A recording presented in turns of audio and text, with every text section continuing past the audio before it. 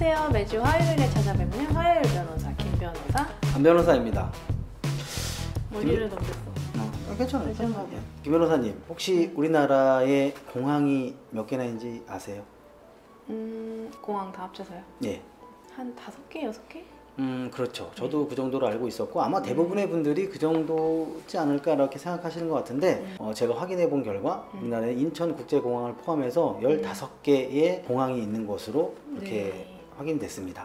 근데 인천국제공항만을 제외하고 나머지 14개의 공항은 한국공항공사라는 곳에서 다 일괄해서 운영하고 있는데 오늘 저희가 말씀드릴 사건도 바로 그 한국공항공사와 관련된 그런 내용입니다. 네, 공항에서 근무하는 근로자들이 추가로 임금 청구한 소송이 저희가 맡았던 소송인데 최근에 대법원 판결이 선고되었기 때문이죠. 네, 그렇습니다. 며칠 전에 대법원에서 이제 판결이 선고되면서 이제 모든 게 다 종료되었는데 저희가 오랜 기간 동안 진행하기도 했고 또 처음 진행했던 그런 큰 방향성에서 크게 벗어나지 않고 저희가 원했던 결과를 얻게 돼서 참 엄청 기뻤고 또 의뢰인분들에게도 또 좋은 결과를 안겨드려서 보람이 있던 그런 사건이었습니다. 네, 임 변호사님 말씀을 듣다 보니까 그게 한 만 3년 정도? 네, 1심부터 그렇죠. 3심까지 저희가 진행을 했는데 그 과정에서 우여곡절도 많았고 또 스트레스도 많았고 네, 이런 사건이었기 때문에 좀 기억에 많이 남는데요.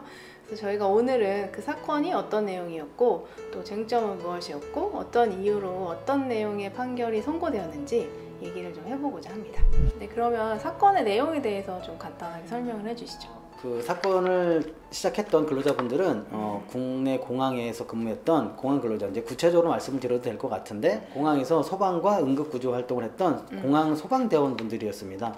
네, 그분들이 전문 용역 회사를 통해서 근로계약을 체결하고 그리고 이제 국내에 있는 모 처에 있는 국내 공항에서 근무를 하셨었는데 그 근로계약을 체결할 때는 뭐 연장 근로시간, 야간 근로시간을 그냥 미리 산정해 놓고 포괄해서 얼마 이렇게 계약을 체결했었습니다. 근데 실제로 근무를 해보니까 거기에 적혀있는 시간보다는 훨씬 더 많은 근로를 제공했다고 하면서 그러면 추가 임금을 청구해야 되는 거 아니냐 이렇게 해서 사건이 시작됐던 거죠. 네, 그 근로자분들에게 주로 문제가 됐던 중요한 쟁점은 무엇이었을까요? 이걸 말씀드리기 전에 공항 소방대원분들이 공항에서 근무하는 근로 형태를 잠깐 말씀을 드리면 좀 이해가 빠르실 것 같아요. 이제 예전에는 뭐 5조 4교대다 뭐 이렇게도 뭐 운영을 했다고 하는데 지금은 거의 다 바뀌어서 3조 2교대 형태로 근로를 제공하고 계신데 한 조를 예를 들어서 설명하면 한 주 동안에 이틀은 주간, 그 다음에 이틀은 야간, 하루는 비번, 하루는 휴일 이렇게 해서 6일로 근로를 하는 일주일 동안 이렇게 움직이는 그런 형태로 근로를 제공했었는데 이제 문제는 야간주에 편성되는 그런 시기예요. 야간주에 편성이 되면 18시에 들어가서 그 다음날 9시에 퇴근을 하게 되는데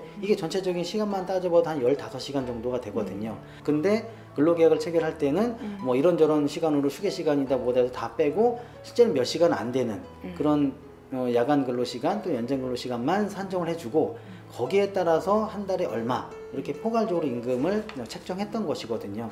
근데 실제로 그분들이 근로를 제공한 시간은 그것보다 훨씬 더 많은 시간이었어요. 그래서 저희가 이제 상담을 통해서 회사가 정해놓은 그런 휴게 시간이라 한 것도 실질적으로는 다 근로시간으로 봐야 된다. 그래서 그 시간을 싹 다 근로시간으로 편입을 하고 또 회사에서 정해놓은 연장 근로수당, 야간 근로수당이라고 하는 그 계산표도 저희가 확인해 보니까 그냥 기본급만 딸랑 하나 가지고 각종의 수당을 지급했는데 그것이 아니라 기본급과 상여, 뭐 교통비, 식대 이런 거 다 포함된 통상임금을 다시 산정하고 거기에 따라서 다시 산정한 근로시간을 가지고 다시 각종의 수당을 산정했던 그런 약간은 좀 복잡했던 그런 사건이었습니다. 근데 여기서 하나 더 저희가 추가로 쟁점화했던 것은 이게 임금이 재직할 당시에 임금이 다 잘못됐으니까 추가로 산정된 임금을 다시 달라 이런 청구를 하다 보니까 이것과 연동해서 퇴직금 금액도 다시 산정해서 다시 올라가는 이런 결과까지 돼서 저희가 그 부분도 추가로 문제 삼았던 그런 사건이었습니다. 네, 또 임금의 경우에는 소멸시효가 또 짧잖아요. 아, 그렇죠. 그래서 이 사건의 경우도 소멸시효의 임박해에 있어서 저희가 또 빨리 진행을 했었죠. 네, 그렇습니다. 이게 며칠만 지나가면 임금이 이제 한 달 주기로 돌아가는데 며칠이 경과되면 한 달치 추가 임금이 통으로 날아가게 되는 그런 상황이었기 때문에 저희한테 올 때도 이제 그런 임박해서 오셨기 때문에 네. 그래서 마지막에 소장을 접수하는 것은 무조건 한 달치 소멸시효가 끝나기 전에 접수했기 때문에 거의 마지막 며칠 동안은 뭐 밤을 새다시피 해서 소장을 작성했던 그런 기억이 납니다. 네, 회사가 실제로 주간의 경우엔 거의 점심시간이고 또 야간에 휴게시간으로 정해놓은 이 시간이 실제로 근로시간이었다 이렇게 입증하기 위해서 저희가 무엇을 했죠?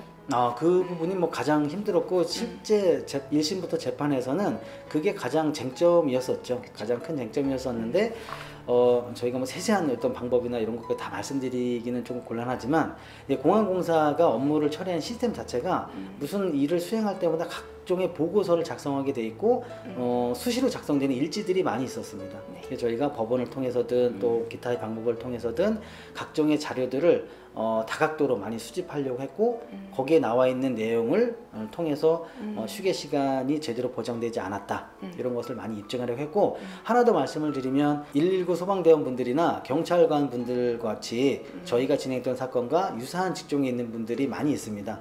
그런 분들과 관련된 판례라든지 논문 뭐 이런 거를 많이 취합해서 증거로 제출하려고 많이 노력을 했었죠. 네.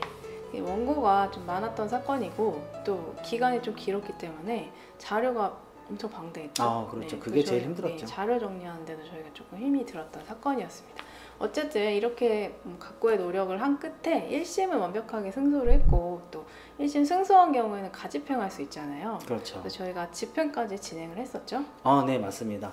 뭐 사건이라는 게 그렇듯이 승소해서 판결문을 받아도 실제 내가 돈을 지급하지 못하면 아무짝에도 쓸모없는 경우들이 있을 수 있거든요. 그렇죠. 그래서 이번 사건도 마찬가지였고 그래서 아무리 회사를 상대로 하니까 뭐 회사에서 지급해 주겠지 마냥 그렇게만 기다릴 수는 없고 저희가 하루빨리 실제 집행까지 하는 게 근로자분들 또 저희 의뢰인을 위한 그런 조치였기 때문에 회사의 주거래 은행에 대해서 압류 및 추심 명령을 통해서 실제 돈을 다 지급받았습니다. 네, 저희가 항소심 진행하는 도중에도 우여곡절이 많았는데 퇴직금 관련해서 새로운 쟁점이 또 튀어나와가지고 골치가 아팠죠. 네, 그때 항소심 때도 한 번 또 고비가 있었죠. 뭐 어려운 건 아닌데 저희가 처음에 시작할 때는 퇴직 일시금을 가지고 뭐 적게 줬니 많이 줬니 이걸 다 계산했었는데 이 회사는 확정 기여형 퇴직연금 제도 흔히들 알고 있는 DC형 퇴직연금 제도를 설정해 놓고 운영했던 회사였거든요. 근데 그 중간에 저희가 1심 판결을 받고 항소심이 진행 도중 그 사이에 다른 사건 저희가 방금 다른 사건에서 대법원 판결이 나왔었는데 뭐냐면 이렇게 퇴직연금 계좌 즉 DC형 퇴직연금 제도를 운영하고 있는 회사를 상대로 퇴직금을 청구할 때는 퇴직 일시금을 추가로 청구하는 방식으로는 퇴직금을 추가 청구할 수 없다 이런 취지의 대법원 판결이 선고되었거든요. 그래서 그런 대법원 판결의 취지에 따라서 저희가 청구했던 그런 퇴직금 추가분도 다시 또 수정을 하는 그런 과정이 있었습니다. 네, 이 사건은 저희가 처음부터 1심부터 3심까지 갈 각오를 하고 시작을 했었고 실제로 1, 2, 3심을 진행했고 결과는 또 다행히도 좋게 나왔습니다. 사건을 진행하는 과정에서 수십 명의 원고들과 수시로 소통했었어야 했기 때문에 의뢰인분들과 또 정이 또 많이 들었고 함께 노력해서 좋은 결과가 나왔던 것 같습니다. 많은 사업장에서 포괄임금 제도를 적용해서 근로계약을 체결하고 있는 것 같고 이런 포괄임금 약정에 대해서는 또 사회적으로 논의도 많잖아요. 그런데 무조건 포괄임금 약정을 체결했다고 해서 근로자에게 불리한 것이 아니고 구체적인 현실을 반영해서 판단하는 만큼 실제로 연장 근로시간이나 야간 근로시간을 반영하지 않고 미리 포괄 산정해서 임금을 지급하고 있는 사업장이나 혹은 이렇게 임금을 지급받고 있는 근로자분들께서는 오늘 저희 영상을 계기로 각자의 상황에 대해서 다시 한번 생각해 보시는 계기가 되었으면 합니다. 네, 오늘 저희 영상에 대해서도 도움이 되셨다고 생각이 되신다면 구독과 좋아요도 부탁드리겠습니다. 감사합니다. 네, 그렇습니다. 이거 말을 계속하게 되네 이게. 너무 이거를 짜는 거를 말하겠죠.